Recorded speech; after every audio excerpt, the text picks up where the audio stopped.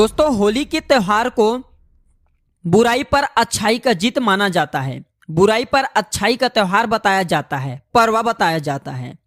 होली के दिन हर प्रकार के पेड़ पौधे जीव जंतु ये सब चैतन्य रहते हैं, जागृत अवस्था में होते हैं।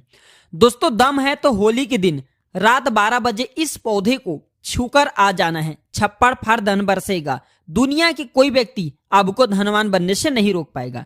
दोस्तों, होली के दिन ये 5 पेड़ जागृत अवस्था में होते हैं और एक पौधे को स्वयं भगवान नरसिंह ने अर्थात स्वयं नारायण ने जब हिरण्यकश्यप का वध किया, असुर का वध किया, तो उन्हें आशीर्वाद दिया कि होली के दिन मैं तुम पर निवास करूंगा। दोस्तों, होली का पर्व बहुत सुंदर पर्व होता है। इस समय समाज में लोग उच्च नीच गरीबी अमीरी के मतभेदों को भूल करके आपसी प्रेम करते हैं। दोस्तों, ये खेती किसान का भी पर्व माना जाता है। ये जो होली का पर्व है, त्योहार है, खेती किसान का पर्व माना जाता है, क्योंकि इस समय गेहूं की बाली को होली में भुना जाता है। दोस्तों, होली उत्साह और उमंग से भरा त्योहार होता है और खास करके विष्णु भक्त के लिए यह त्योहार बहुत ही सुंदर होता है। होली के दिन विष्णु भक्त व्रत भी रखते हैं। होलिका दहन के लिए लोग महीने भर पहले से ही तैयारी में जुट जाते हैं और सामूहिक रूप से लोग लकड़ी हैं, ओपले हैं, ये सब इकट्ठा करते हैं। आप इकट्ठा करते हैं कि नहीं करते, आप हमें कमेंट सेक्शन में जरूर बताना। दोस्तों, फाल्गुन शुक्ल पूर्णिमा के दिन संध्या काल में भद्रा जब दोष रहित हो तो इस समय होलिका दहन किया जाता है। होली जलाने से पूर्व होलिका माता की सब विधि विधान से पूजा करते हैं। अग्नि है, भगवान नारायण है, इनके भी आहुति दी जाती है। होलिका दहन के दिन पवित्र अग्नि के चारों ओर लोग नृत्य करते हैं और लोकगीत का आनंद भी लेते हैं। और इस दिन राधा कृष्ण की लीला जो ब्रज में है ये अधिक होती हैं। इन राधा कृष्ण की जो लीला ये ब्रज में गूंजती हैं। दोस्तों, होलिका दहन के दिन लोग अपने घर में खीर, मालपुआ और कई प्रकार के व्यंजन बनाते हैं और अपने घर की कुल देवी देवताओं को चढ़ाते हैं। क्या आप ऐसा करते हैं कि नहीं, आप हमें कमेंट सेक्शन में जरूर बताना। दोस्तों, होली की पूर्व संध्या में होलिका दहन किया जाता है और इसके पीछे एक प्राचीन कथा भी है कि दीति का पुत्र हिरण्यकश्यप भगवान विष्णु से घोर शत्रुता रखता था। उसने अपनी शक्ति के घमंड में आकर के स्वयं ईश्वर कहना अपने आप को शुरू कर दिया और अपने राज्य में घोषणा करा दिए कि केवल उसी की पूजा की जाएगी और अपने राज्य में यज्ञ हैं, आहुति हैं, देवी देवताओं की पूजा करवाना बिल्कुल ही बंद कर दिया और संत पुरुषों को प्रताड़ित करने लगा। दोस्तों, हिरण्यकश्यप का पुत्र भक्त प्रहलाद भगवान विष्णु का परम भक्त था। पिता के लाख कहने के बावजूद भी भक्त प्रहलाद विष्णु की भक्ति में लीन रहता था। हिरण्यकश्यप ने अपने पुत्र को मारने की भी कई बार कोशिश की, कई बार योजना बनाई, परंतु भगवान स्वयं उनकी रक्षा करते थे। उसका बाल भी बांका नहीं कर पाया। असुर राजा की बहन होलिका को भगवान शंकर ने एक ऐसा चादर दी थी जिसे ओढ़ने पर अग्नि उसे जला नहीं सकती थी और इसका नाम क्या था? होलिका। होलिका उस चादर को प्रहलाद को गोद में लेकर के चिता पर बैठी थी। दोस्तों, दिव्य योग से प्राचीन समय की बात है। दिव्य योग से वह चादर उड़कर भक्त प्रहलाद के ऊपर में आ गई और होलिका के ऊपर से निकल गई, जिससे भक्त प्रहलाद की जान बच गई और होलिका माता जल गई। होलिका दहन के दिन होली जला करके होलिका नामक दुर्भावना का अंत और भगवान द्वारा भक्त प्रहलाद की रक्षा का जश्न मनाया जाता है। चलिए दोस्तों, मैं आप लोगों को इस वीडियो के माध्यम से बताने की प्रयास करूंगा कि ऐसी कौन सी पौधा है जिसे होली के दिन आपको स्पर्श करके आना है, छू करके आना है और इस पौधा को स्वयं नरसिंह देव ने आशीर्वाद दिया था। कैसा आशीर्वाद दिया था, थोड़ा सा कथा के माध्यम से बता दूं। दोस्तों, वीडियो में आगे बढ़ने से पहले, जानकारी बताने से पहले सभी लोगों से निवेदन करना चाहूंगा, अभी तक वीडियो को लाइक नहीं किए तो वीडियो को लाइक जरूर करना, चैनल को सब्सक्राइब करना, साथ ही साथ इस वीडियो को ज्यादा से ज्यादा शेयर करना। प्राचीन ज्ञान एक यूट्यूब चैनल नहीं बल्कि आप सभी दर्शकों का परिवार है। आप हमारे वीडियो को देख रहे हैं, आप हमारे व्यूअर्स नहीं बल्कि आप हमारे परिवार के हिस्से हैं। आप हमारे परिवार के लोग हैं। जो भी मन में डाउट हैं, जो भी समस्याएं, जो भी प्रॉब्लम है, कमेंट बॉक्स में बिल्कुल ही पूछें। ऑनलाइन आने पर हमारे द्वारा या हमारे टीम के द्वारा बिल्कुल ही आपकी मदद की जाएगी। और हाँ, कमेंट बॉक्स में ओम नमो भगवते वासुदेवा लिखना ना भूलना और आप चाहे तो हैप्पी होली भैया भी लिख सकते हैं।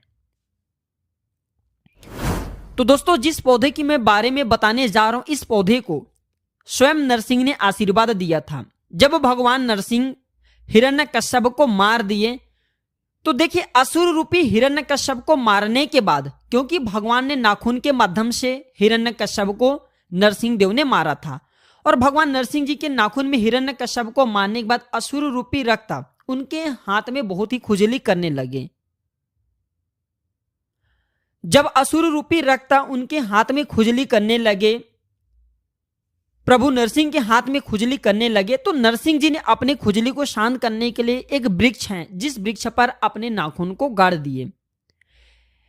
इससे नरसिंह जी की खुजली तो शांत हो गया, लेकिन वह वृक्ष दर्द से कहराने लगे और उस वृक्ष ने प्रार्थना की, भगवान आपने अपने तो खुजली शांत कर दिए और ये असुर रूपी जो रक्त है ये हमारे पेड़ में हम पर अब ला करके छोड़ दिए, इससे हम अशुद्ध हो गए।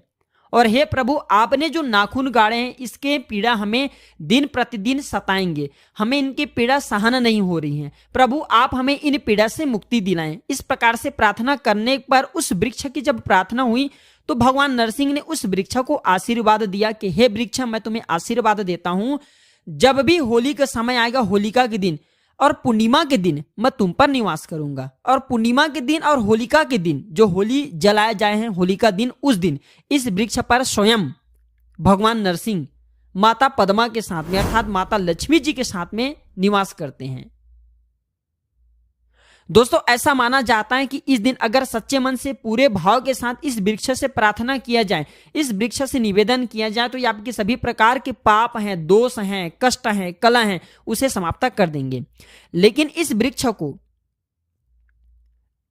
को छूने से पहले कुछ नियम हैं, इस नियम का पालन करना जरूरी है और आपको इसका 100% लाभ भी मिलेंगे। दोस्तों इस वृक्ष को छूने से पहले आपको अपने घर से एक नारियल लेके जाना है और 5 बतासे लेकर के जाना है।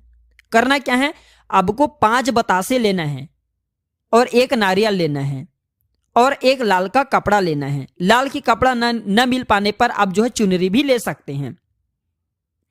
दोस्तों एक नारियल को इस वृक्ष को भेंट करना है और 5 आपने जो बतासे रखे हैं उसे दोने में या फिर आप जो है जो पत्ते हैं आप उसमें डाल सकते हैं। एक पत्ते का दोना बना लीजिए और इस वृक्ष के नीचे में रख दीजिए 5 बतासे को, और आपको एक नारियल को भेंट करना है। आप चाहे तो 5 अगरबत्ती भी जला करके वहां पे रख सकते हैं और इस वृक्ष से प्रार्थना करना है कि हे वृक्षराज, आप हमारी गरीबी हैं, आप हमारे समस्या हैं, आप हमारे निर्धनता इसे दूर करें, क्योंकि आज आपके ऊपर में माता लक्ष्मी तथा भगवान नारायण रूपी जो नरसिंह है ये निवास करते हैं। मैं आपके दोनों दिव्य शक्ति का निवेदन करता हूं, आप पर जो देवी शक्ति मैं सबका प्रार्थना करता हूं कि कृपया आप जो है पूर्ण रूप से हमारे गरीबी को, हमारे समस्या को, हमारे परेशानी को, जीवन में चली तकलीफ है उसे आप दूर करें। इस प्रकार से आपको निवेदन करना है और करना क्या है कि इसके एक फल को लाल कपड़े में आपको बांध करके ले आना है। एक फल को लाल कपड़े में बांध करके ले आना है और जब इसके एक फल को लाल कपड़े में बांध करके लाएं तो उस समय इतना ध्यान रखना है कि पीछे मुड़ करके आपको नहीं देखना है। साथ ही साथ जब आप इस वृक्ष को एक नारियल भेंट करें, 5 आप जो है बतासे भेंट करें, तो उस समय इस बात का ध्यान रखना कि भेंट करने के बाद तत्काल इस वृक्ष को नहीं छूना है, इस वृक्ष को प्रणाम करना है, इस वृक्ष में निवास करने वाली देवी शक्ति को प्रणाम करना है। इसके बाद बोलना है कि हे वृक्ष, मैं आपको छूने जा रहा हूं, कृपया मेरे अंदर की जितने भी अलक्ष्मी है उसे आप खींच लीजिए एवं आप मुझे लक्ष्मी प्रदान करें। मेरे अंदर के जितने भी अगुण हैं आप उसे खींच लीजिए और आप मुझे सगुण प्रदान करें। मेरे अंदर के जितने पाप हैं सबको खींच लीजिए और आप मुझे पुण्य प्रदान करें, क्योंकि इसे भगवान नरसिंह देव का आशीर्वाद प्राप्त है कि कोई भी व्यक्ति इस वृक्ष को छुएंगे उनके सारे पाप होली के दिन स्वयं ये वृक्ष खींच लेंगे और उसे पुण्यात्मा बना देंगे। तो इस वृक्ष को इस प्रकार से प्रार्थना करना है, फिर इस वृक्ष को छूना है। दोस्तों इस वृक्ष का नाम है गुलर। जी हाँ दोस्तों, गुलर वृक्ष के बारे में मैं आप लोगों को कई बार जानकारी बता चुका हूं। गुलर वृक्ष एक ऐसा वृक्ष है जिसे साक्षात भगवान नारायण रूपी नरसिंह देव का आशीर्वाद प्राप्त है। भगवान नरसिंह देव ने इसे आशीर्वाद दिया है। दोस्तों ऐसा माना जाता है कि होली के दिन अगर गुलर के वृक्ष को स्पर्श करके आया जाए, छू करके आया जाए, निवेदन किया जाए तो आपके अंदर के अगुण समाप्त हो जाते हैं। आपके अंदर में जो अलक्ष्मी बैठी है, कुलक्ष्मी बैठी है, वह भग जाते हैं। आपके अंदर में जो पाप हैं वह दूर हो जाते हैं। आपने कैसा भी पाप किया हो वह पाप नष्ट हो जाते हैं। इस वृक्ष को छूना है और इस वृक्ष से आपको प्रार्थना करना है। दोस्तों इसी के साथ इस वृक्ष के एक फल को आपको लाल कपड़े में बांध करके ले आना है। और कितने बजे लाना है? आपको रात्रिकालीन 12 बजे के आसपास में ही जाना है और एक फल ले आना है और इस फल को बिना घर में किसी को बताएं आपको धन पेटी में रख देना है। जहां पे आप पैसे रखते हैं, गल्ले वाली स्थान है, वहां पे रख देना है। दोस्तों आपके दिन दुगनी रात चौगुनी तरक्की होगा। दोस्तों छप्पड़ फाड़ करके धन बरसेगा आपके घर में, लेकिन जब भी आप ये उपाय करें गुप्त रखना है, इसके बारे में किसी को नहीं बताना है। देखिए कोई भी उपाय करते हैं वह तभी फलकारी होता है जब किसी को न बताएं। यहां तक कि आपको अपने पत्नी को भी नहीं बताना है, यहां तक कि अपने बच्चे को नहीं बताना है। टोने टोटके की दुनिया में विश्वास होना जरूरी है और सबसे ज्यादा आपको गुप्त रखना जरूरी है। जो व्यक्ति जितना ज्यादा उपाय करते हैं, गुप्त रखते हैं, उसे उतना ही ज्यादा लाभ मिलता है और खास करके इसमें विश्वास होना जरूरी है। विश्वास है तो पत्थर में भगवान देख सकते हैं, विश्वास नहीं तो आपके सामने में भगवान खड़े हैं, वो भी पत्थर तुल्य होते हैं। तो दोस्तों ये उपाय जरूर करिए, आपके जीवन में परिवर्तन आएंगे, आपके सभी प्रकार के मनोकामना पूर्ण होंगे, आपके गरीबी मिटेंगे। तो दोस्तों ये जानकारी कैसा लगा हमें कमेंट सेक्शन में जरूर बताइएगा। आज की जानकारी पर समाप्त करते हैं दोस्तों। वीडियो देखने के लिए धन्यवाद। नमस्कार।